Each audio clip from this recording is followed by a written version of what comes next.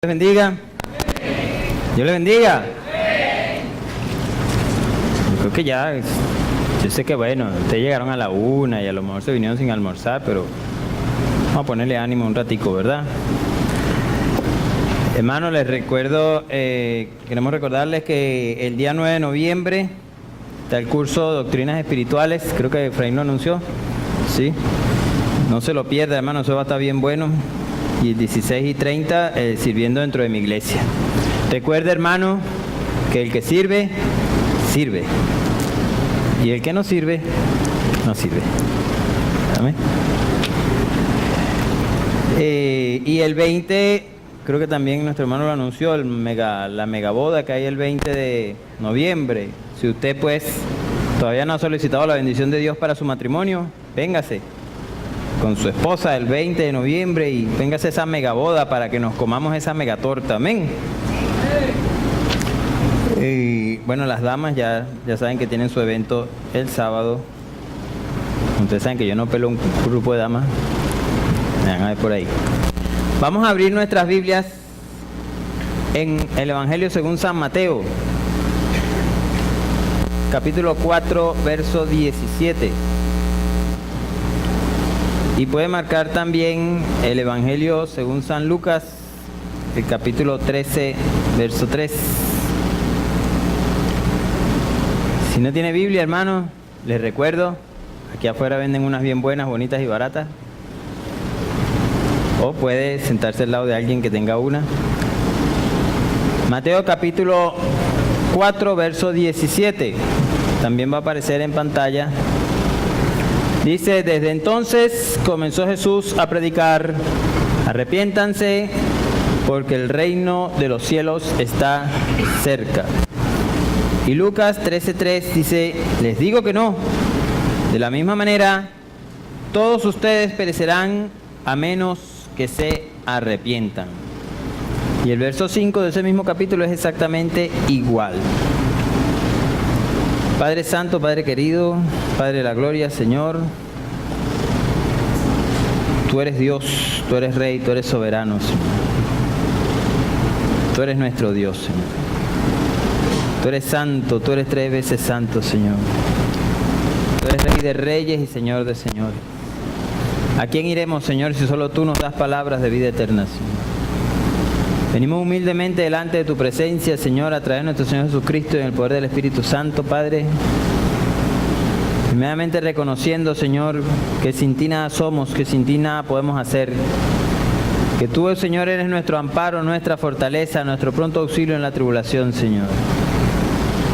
Queremos pedirte humildemente, Padre, que nos hables en este día, Señor. Que toques nuestros corazones con el poder de tu palabra. Que tu palabra santa penetre en nuestras vidas, Señor. Tu palabra que es como martillo que golpea la roca, Señor. Toque nuestras vidas, toque nuestros corazones.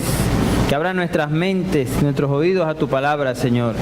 Y que tu Espíritu Santo pueda hacer la obra en nuestras vidas para que podamos parecernos un poquito más a Cristo Jesús para la gloria de tu nombre, Señor. Te lo pedimos humildemente y te damos las gracias en el nombre de Jesús. Amén. Hoy no estamos viendo por aquí a nuestro pastor Luis Rodríguez porque está predicando en la iglesia Siempre con Cristo en Cuba. Y nuestro hermano pastor de jóvenes Julio Arria está predicando en la Comunidad de la Gracia en Montalbán.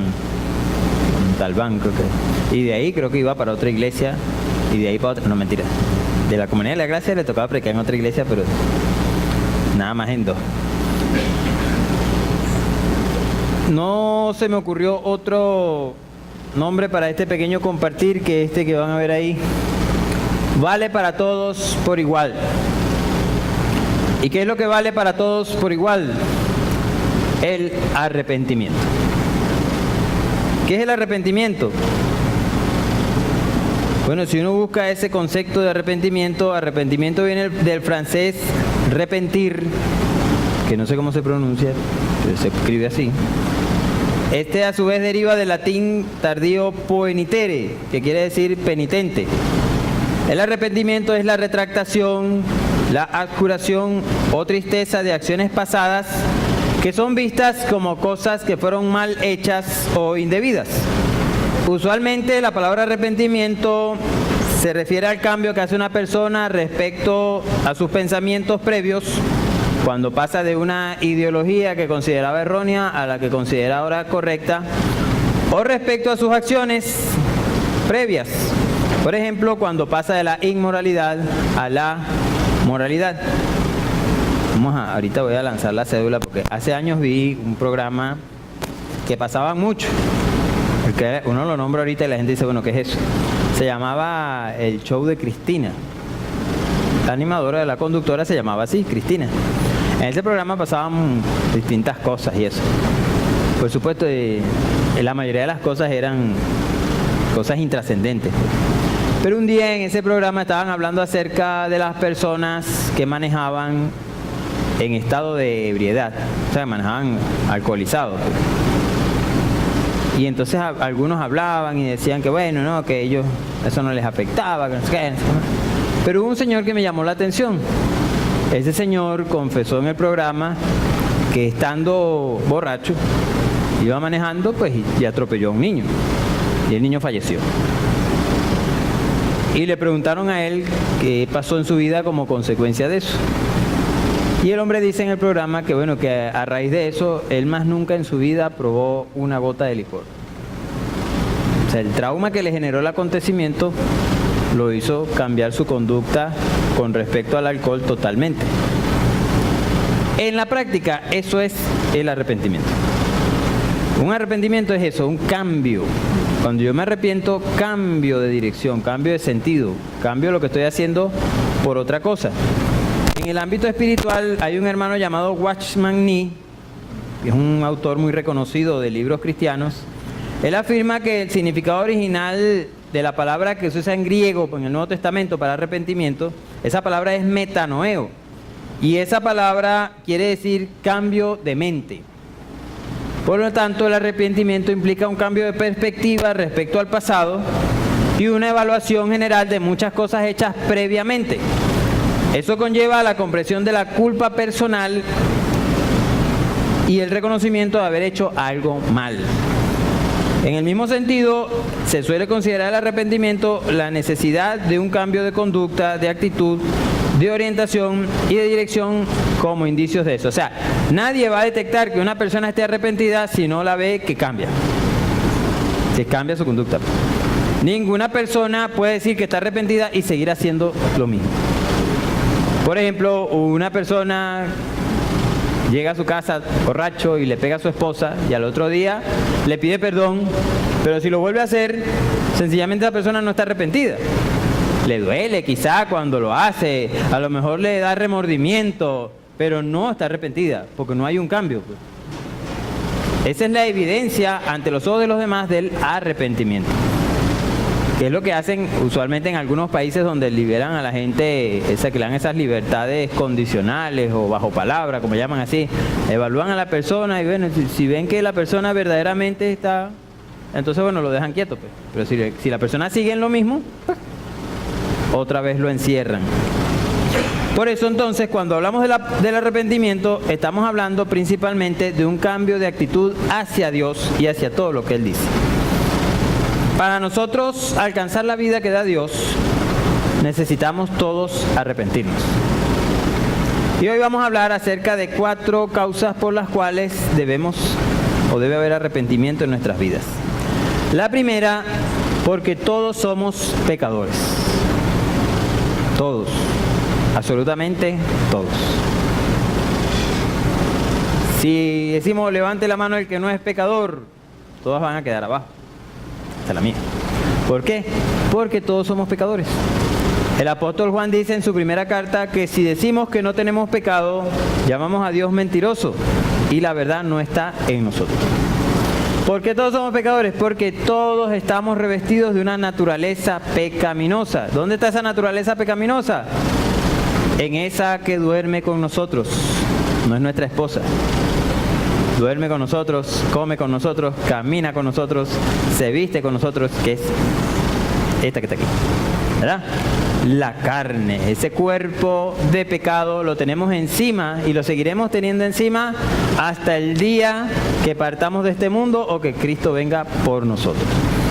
Y por eso todos nosotros somos pecadores. Y el hecho de ser criaturas pecadoras nos hace incapaces de tener un criterio propio lo suficientemente bueno para percibir las cosas que son de Dios. Por nuestro propio criterio nunca vamos a poder percibir las cosas de Dios porque nuestra naturaleza pecadora está ahí dominando, sosteniendo, aguantando, impidiendo que nosotros podamos ver lo que Dios quiere para cada uno de nosotros. Nuestra naturaleza humana está diseñada de manera contraria a la voluntad de Dios por esa herencia que obtuvimos desde los días de Adán hasta acá. Por eso, para poder someternos a la voluntad del Todopoderoso necesitamos arrepentirnos. En Romanos 9, los versos 10 al 12, el apóstol Pablo nos expresa eso de esta manera. Figúrense. Así está escrito. No hay justo, no hay un solo justo, ni siquiera uno. No hay nadie que entienda, nadie que busque a Dios. Todos se han descarriado, a una se han corrompido. No hay nadie que haga lo bueno, no hay uno solo, dice el apóstol Pablo. No hay una sola persona buena en este mundo. Por eso cuando uno se le acercó al Señor Jesús para decirle alguna cosa, él le dice, Maestro bueno, ¿qué haré para heredar la vida eterna? Y Jesús le pregunta, ¿por qué me llamas bueno? Ninguno hay bueno, sino solo Dios. Cuando Jesús le está diciendo eso, hay algunos, ahí se agarran algunos para negar la deidad de Cristo. No, Jesús no estaba negando su deidad en ningún momento. Jesús con ese juego de palabras le está diciendo, si tú me estás llamando bueno, es porque estás reconociendo quién soy. Estás reconociendo que yo soy el Mesías, el Dios hecho hombre, el que vino a libertar a la humanidad. Porque ningún hombre puede ser calificado como bueno. A lo mejor alguien le dice, ay, pero hermano, pero si hay tanta gente, hay muchas personas que han hecho cosas muy loables, muy buenas ante los ojos de la humanidad, cosas maravillosas. ¿Y qué pasa con esas personas?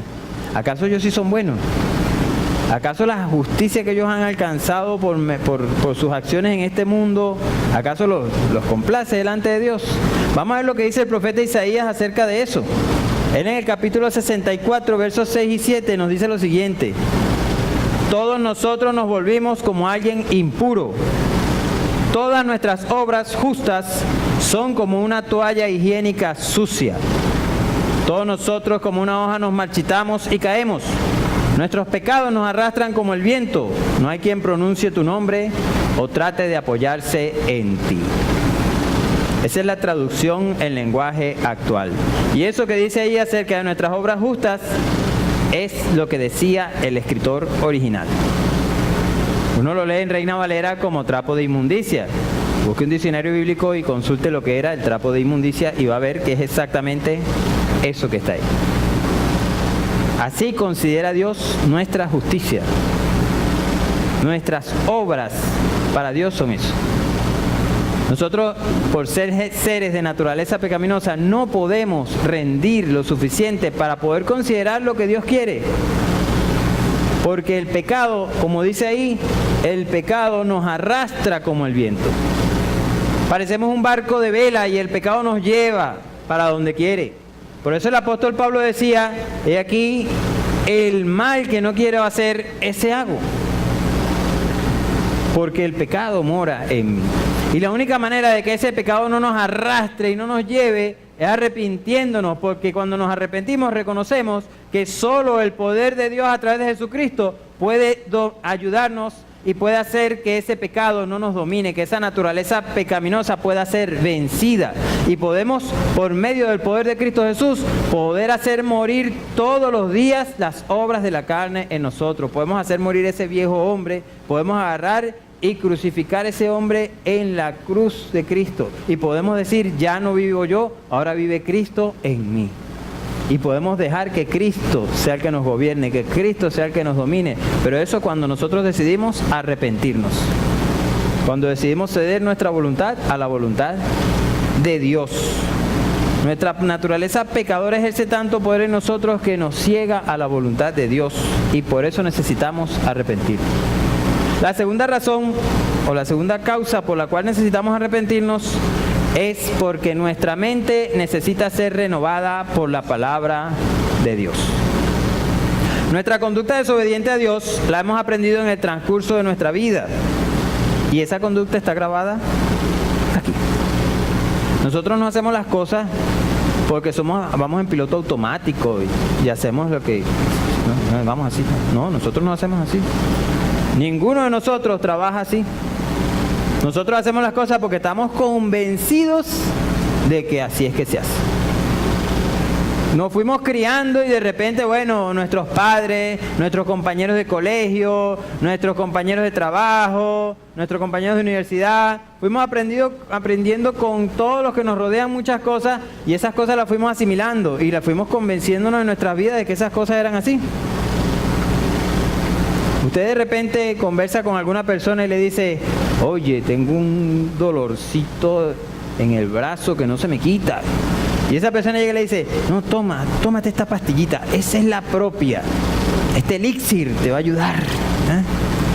Eso te lo quita. ¿Estás seguro? Sí, eso te lo quita.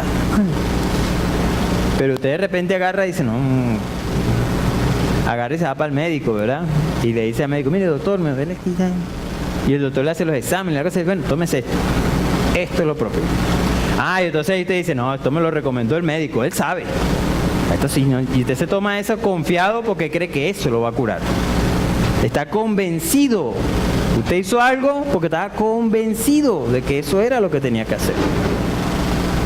Incluso se ha comprobado, ahí han hecho experimentos médicos donde agarran a un grupo de personas que tienen una enfermedad determinada y le dan una pastillita. Y le dicen, esta pastillita lo va a curar. Eso es lo que llaman un placebo, los científicos. Una pastillita ahí de repente que lo que tiene es pura menta y azúcar.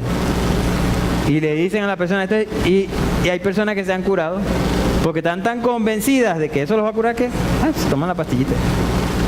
Y nosotros somos así. Si estamos convencidos de que eso es lo que debemos hacer, de que eso es bueno hacerlo, de que eso está chévere hacerlo, lo vamos a hacer. Y por eso nosotros necesitamos renovar nuestra mente. Nuestra mente necesita ser renovada por la palabra de Dios, porque necesitamos cambiar todo eso que hemos aprendido para sustituirlo por lo que nos ha de enseñar Jesucristo. El mismo apóstol Pedro dijo que Dios nos ha rescatado de nuestra vana manera de vivir, enseñada a nosotros por nuestros padres. Necesitamos que nuestra conducta desobediente a Dios sea reaprendida. ¿Y cómo va a ser reaprendida? Con la palabra de Dios. El apóstol Pablo hablaba con los romanos y él le decía a los romanos en su carta, en el capítulo 12:1, que le dice, les ruego pues por las misericordias de Dios que presenten su cuerpo en sacrificio vivo, puro, santo, agradable a Dios, que es vuestro culto racional. Y los romanos, sí, voy a presentar mi cuerpo en sacrificio. ¿Y qué es presentar mi cuerpo en sacrificio? ¿Será que tengo que caminar de rodillas desde Petare hasta el silencio? ¿Será que tengo que vestirme de morado cada 15 días? ¿Será que tengo que hacer promesa o dejar de cortarme el cabello por 15 años? ¿Qué es eso? Pablo les dice después en el verso 2 cómo debe suceder ese milagro. ¿Cómo sucede?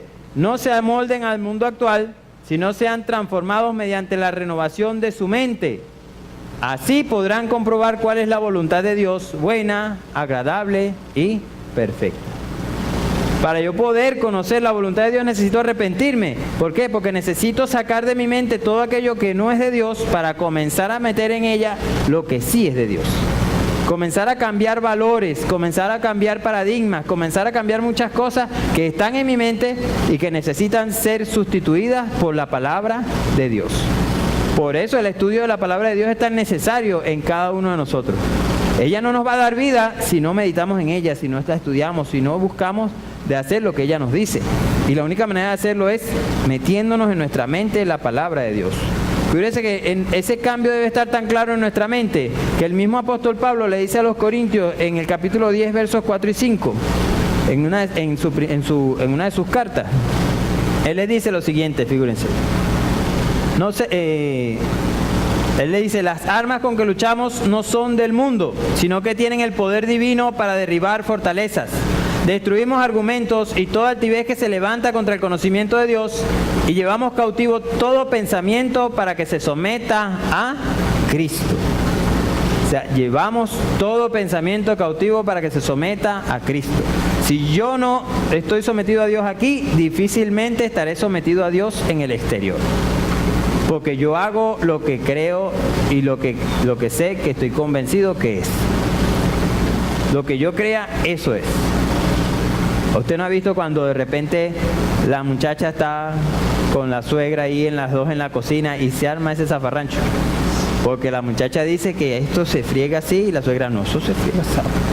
Porque ella está convencida que eso hay que fregarlo con jabón azul. Y la otra, no, pero es que el lavaplatos sirve. No, eso hay que fregarlo con jabón azul. ¿Y por qué no deja que la muchacha friegue con el lavaplatos? Porque está convencida de que eso hay que fregarlo con jabón azul. Usted no ha visto esos debates por ahí. ¿Por qué? Porque la persona está convencida. Y si nosotros estamos convencidos de que lo que vale es la palabra de Dios, vamos a hacer lo que ella diga. Vamos a movernos como ella nos indique. Vamos a hablar como ella nos diga. Vamos a pensar lo que ella quiere que pensemos. Porque estamos convencidos de que es la palabra de Dios la que verdaderamente tiene el poder en nosotros. Es el arrepentimiento el que logra eso en nosotros. Para poder convencernos de lo que Dios quiere, para nosotros necesitamos renovar nuestra mente. Y para poder renovar nuestra mente necesitamos arrepentirnos. Cada día de nuestras vidas.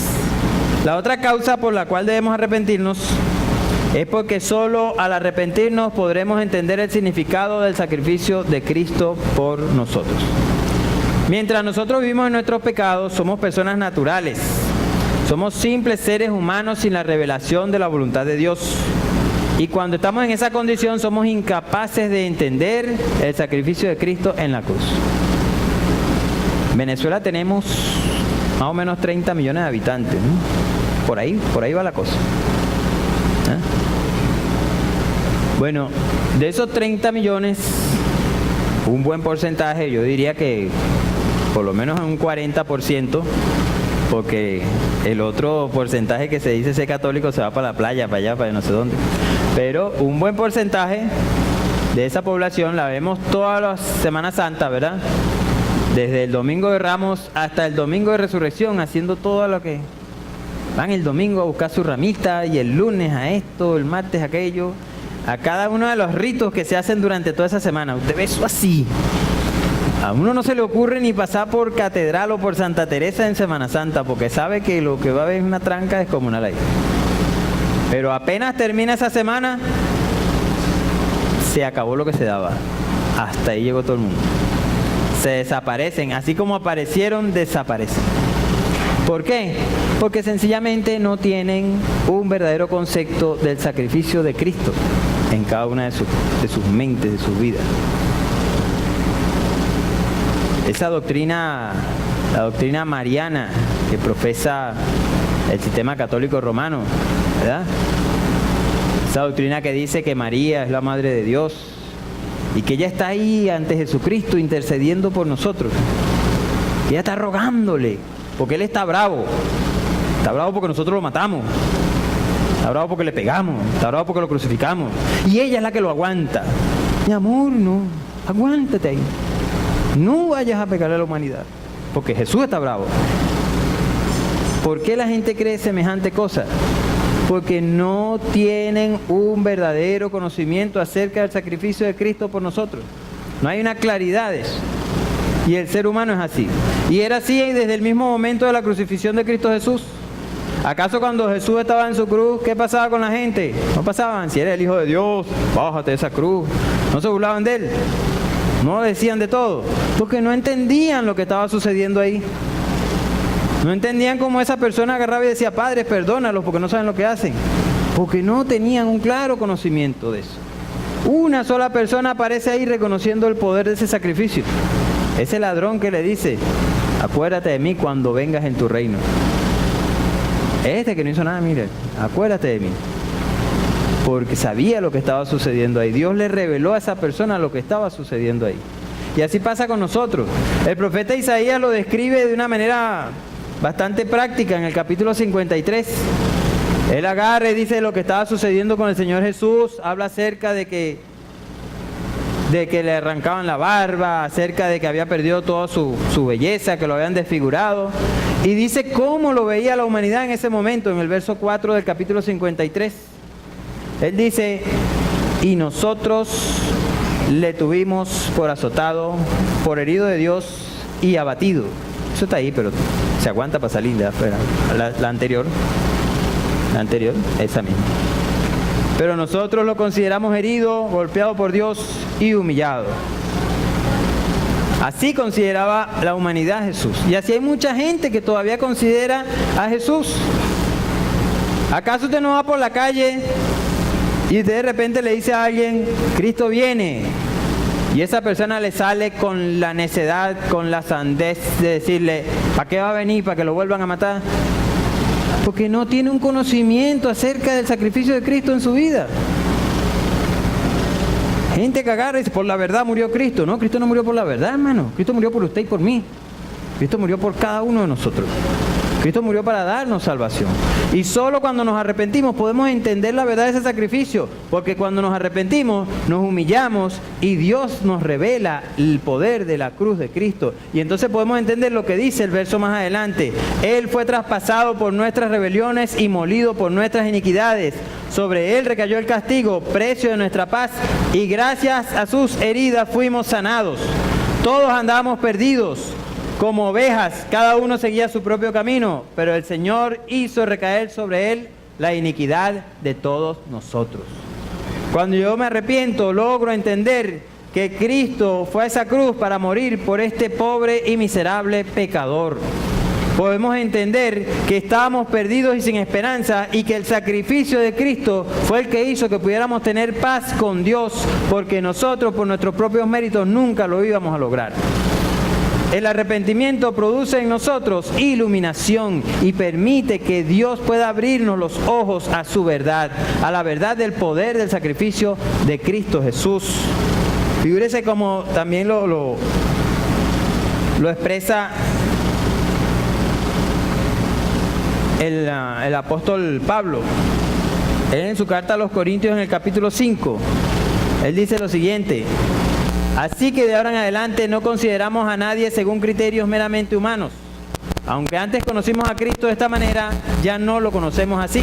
Por lo tanto, si alguno está en Cristo, es una nueva creación. Lo viejo ha pasado, ha llegado ya lo nuevo. Todo esto proviene de Dios, quien por medio de Cristo nos reconcilió consigo mismo y nos dio el ministerio de la reconciliación. Pablo está hablando acerca de lo que somos en Cristo Jesús. Somos nuevas criaturas, somos personas que han sido colocadas como embajadores de Dios en la tierra. Pero eso sucede gracias a ¿qué? Gracias a lo que él dice más adelante.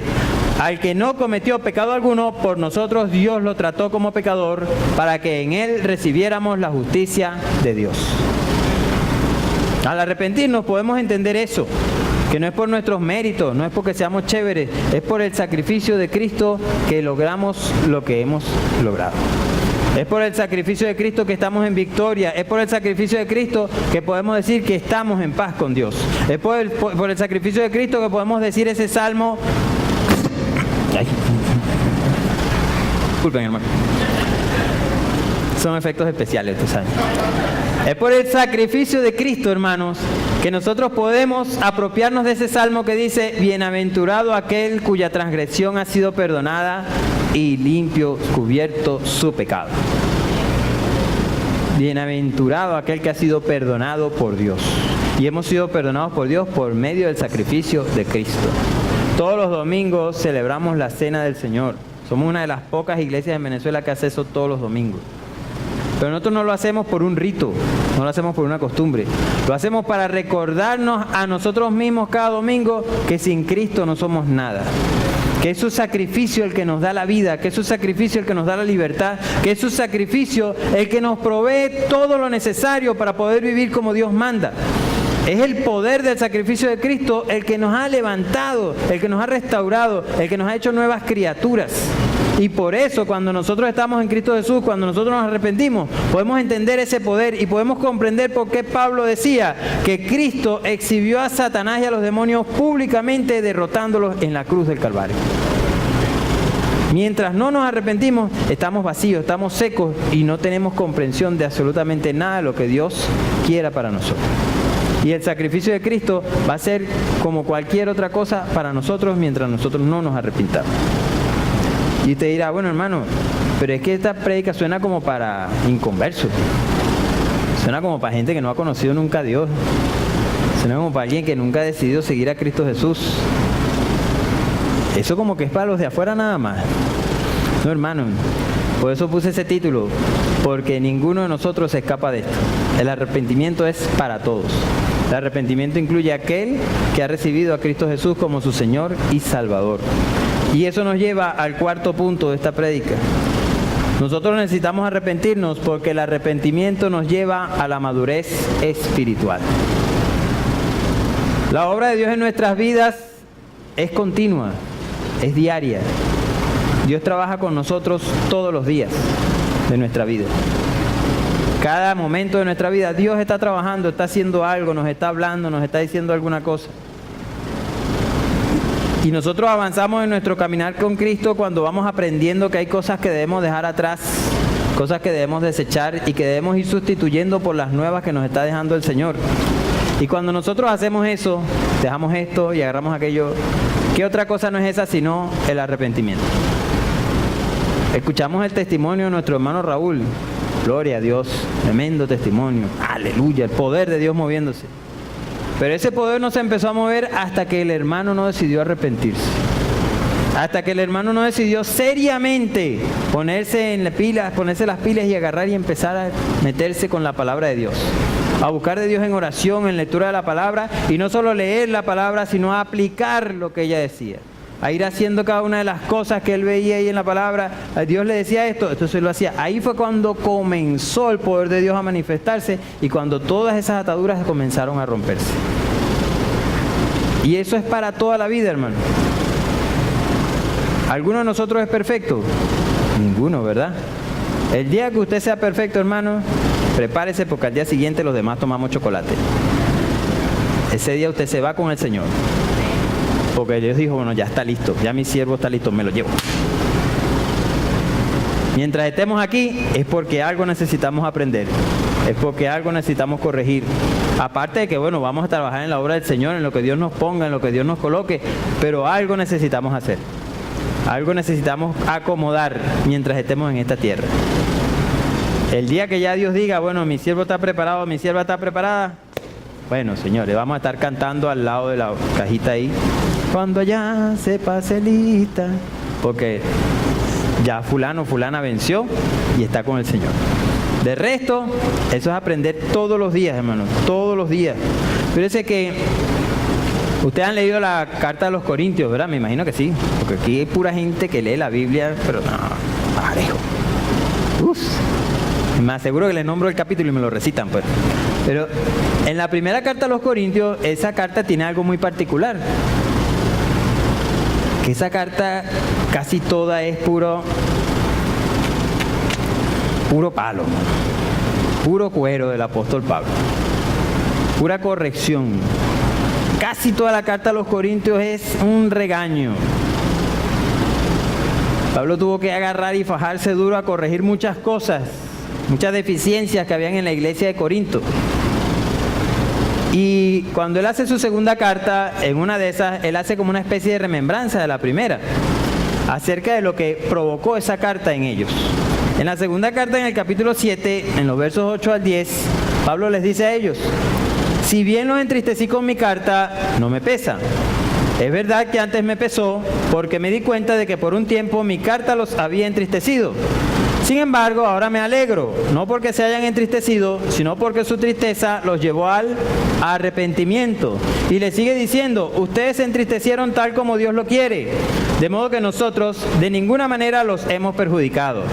La tristeza que proviene de Dios produce el arrepentimiento que lleva a la salvación, de la cual no hay que arrepentirse, mientras que la tristeza del mundo produce la muerte.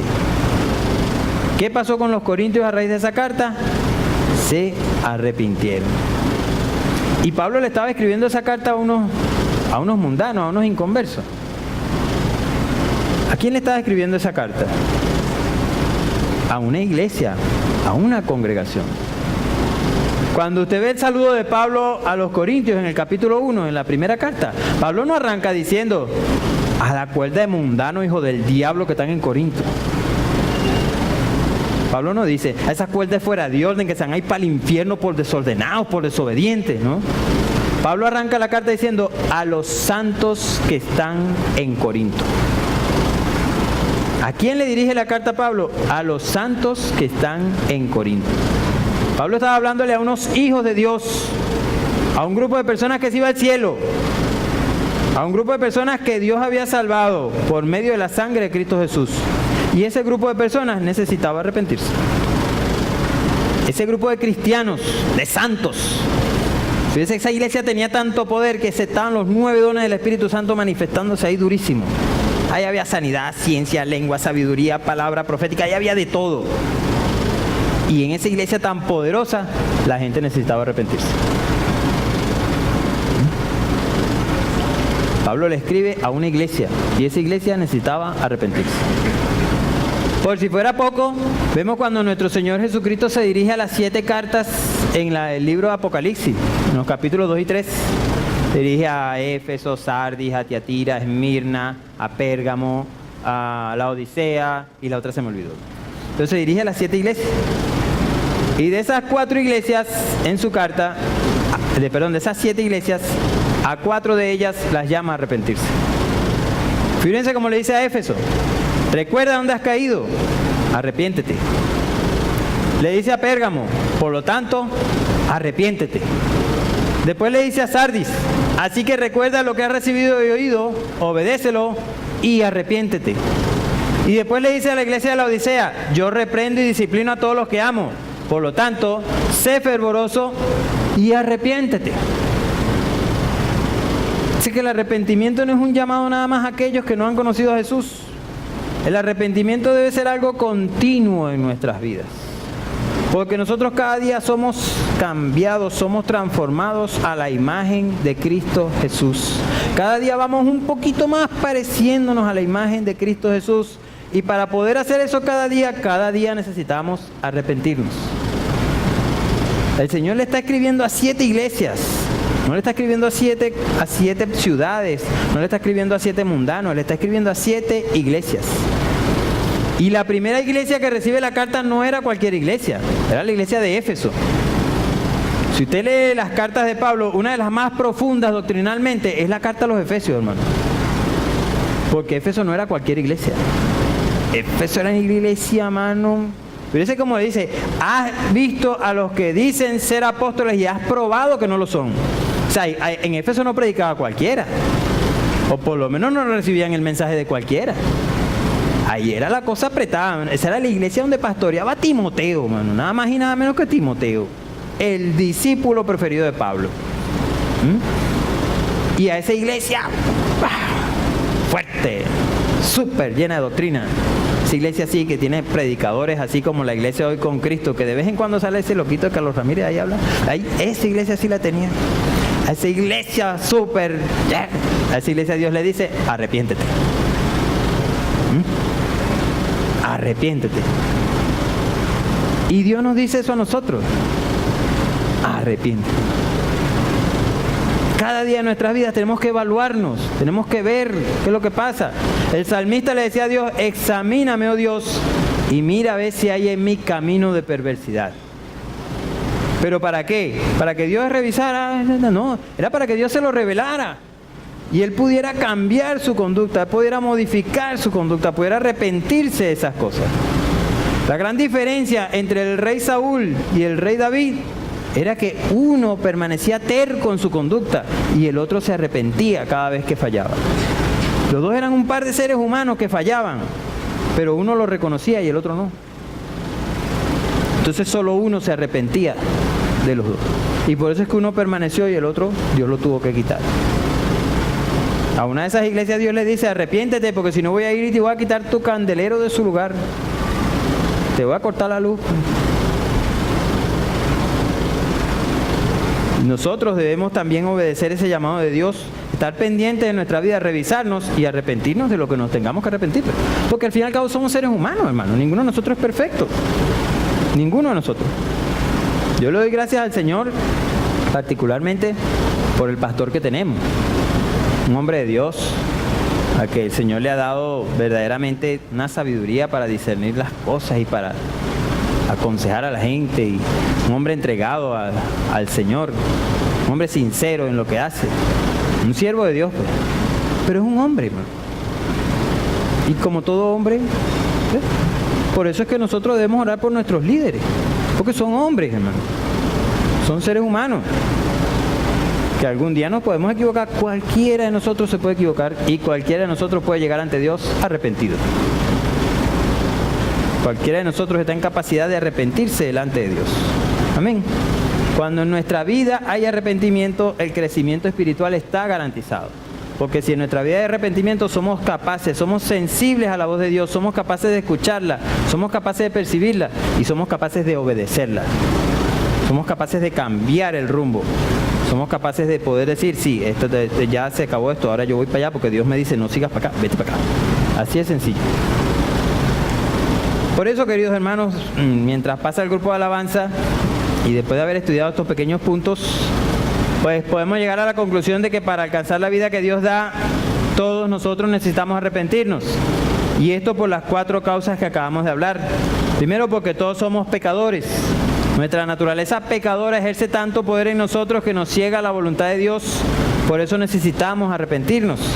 Porque nuestra mente necesita ser renovada por la palabra de Dios. Para poder convencernos de lo que Dios quiere para nosotros, necesitamos renovar nuestra mente y solo vamos a poder lograrlo al arrepentirnos. Porque solo al arrepentirnos podemos entender el significado del sacrificio de Cristo por nosotros. Cuando nos arrepentimos, Dios se revela a nosotros y nos hace ver el verdadero propósito del sacrificio de nuestro Señor Jesús. Y porque el arrepentimiento nos lleva a la madurez espiritual.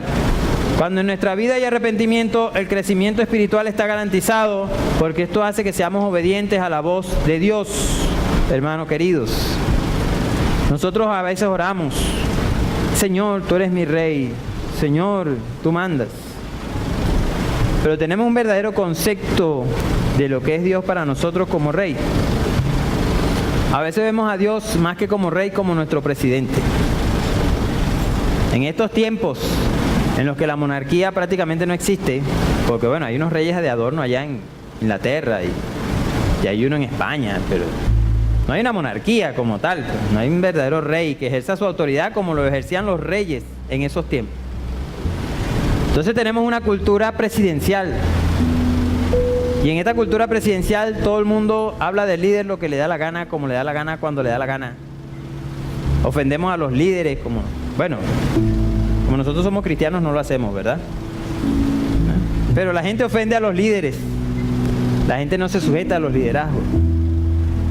La gente, ahorita vamos a tener unas elecciones, ¿verdad? Municipales. Y hay gente que va a votar en esas elecciones. Y después van a andar hablando peste de aquel por el que votó. Porque la gente es así. Pero con Dios no es así. Con Dios no podemos juzgar. Con Dios no podemos jugar. A Dios no lo podemos tratar como nos da la gana. Si decimos que Dios es nuestro Rey, debemos tratarlo como eso, como el Rey. En esa época, cuando un rey decía algo, eso se hacía, punto. Eso no se discutía. No se discutía. Simplemente el rey decía, esto es así, así. Ya. Por eso cuando el rey David llega a Arauna, el Jebuseo, a pedirle su terreno para hacer ahí un altar a Dios. Oye, mira, necesito este terreno para hacer un altar a Dios, véndemelo. Ese hombre se asustó. No, mi rey, no, que vendete yo a ti, no, eso es tuyo, agárralo. No, que era el rey el que estaba hablando. Aunque David se empeñó y le pagó, ese hombre era que no, agárralo, eso es tuyo. Cuando Salomón le dice a Simei, mira, usted se queda en su casa, vamos a hacer una cosa, quédate en tu casa. Y el día que salgas de tu casa, ya sabes, te lleva a la pelona, porque te mato.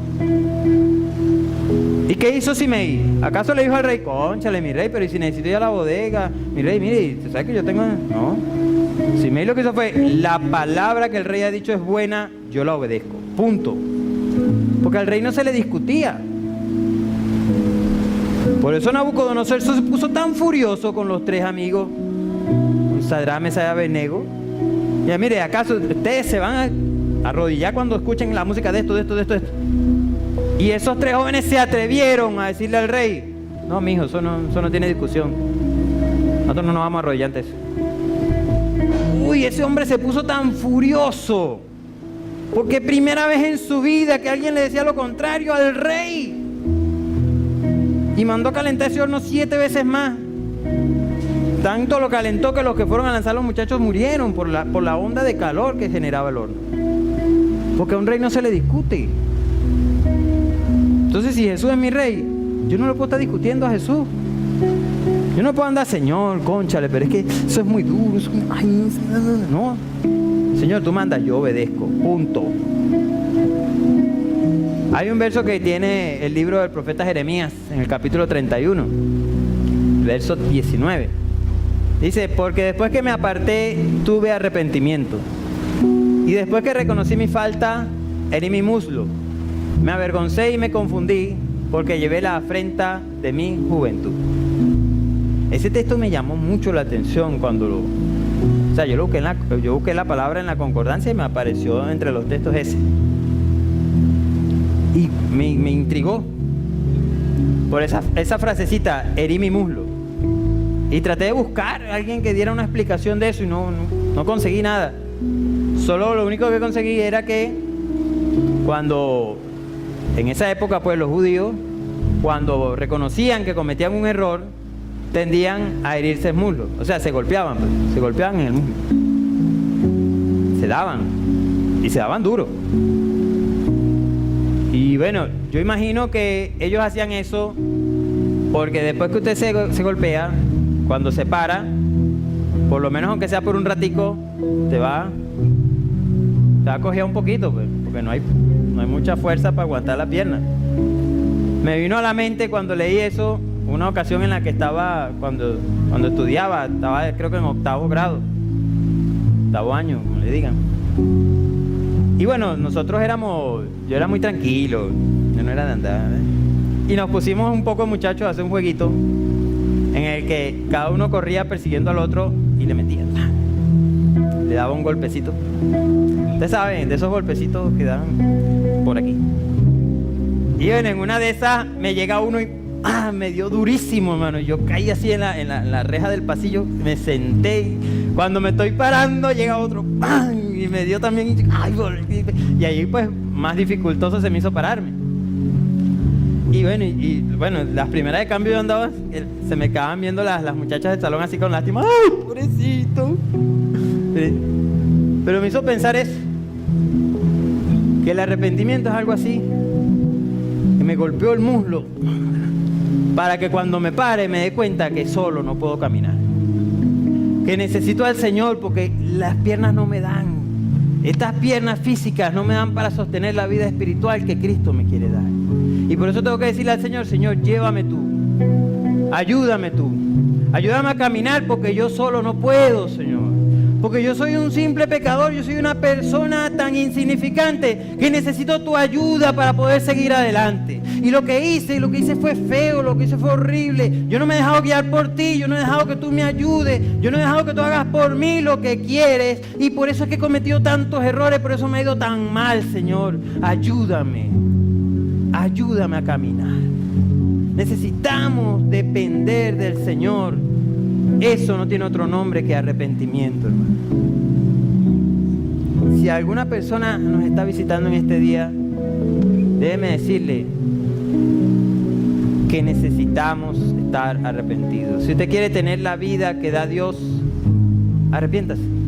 Decida cambiar su vida por la vida que Cristo da. Decida dar el paso, pasar al frente y decir, sí, yo me arrepiento, yo decido seguir a Jesús. El Evangelio de Juan, capítulo verso 12, dice que a todos los que le recibieron, a los que creyeron en su nombre, les dio el poder de ser hechos hijos de Dios. Para ser hechos hijos de Dios necesitamos creer en Jesús. Necesitamos desechar todo aquello que aprendimos y pedirle a Dios que nos haga nueva criatura en Cristo Jesús y que Él nos enseñe el camino. Aquí nos está visitando nuestro hermano Gerson, el hijo de nuestro hermano Atilio Iberqui. Y yo lo veo a él y veo a Atilio. Qué cambio tan grande, hermano. Una persona que tenía unos planes totalmente distintos para su vida. Una persona que estudió medicina porque quería ejercer la medicina, que quería ser, tenía un empresario, una persona que no necesitaba hacer absolutamente nada de lo que está haciendo ahorita. Y ese arrepentimiento que lo llevó a seguir a Cristo Jesús lo hizo cambiar absolutamente todos sus planes, a él y a su familia. Nuestro hermano Gerson está estudiando, ¿para qué? Para ser misionero para Cristo Jesús, para entregar su vida a la obra de Dios. Y eso lo hace el arrepentimiento, hermano, eso no lo hace otra cosa. Si usted necesita oración, si usted quiere, es un hijo de Dios, que como todo ser humano reconoce alguna equivocación que ha cometido y necesita ser respaldado en oración para arrepentirse, ahí lo estamos esperando. Ahora, si usted necesita tiene cualquier otro motivo de oración, también ahí estaremos un grupo de personas dispuestos a orar por usted. Que Dios les bendiga, hermano.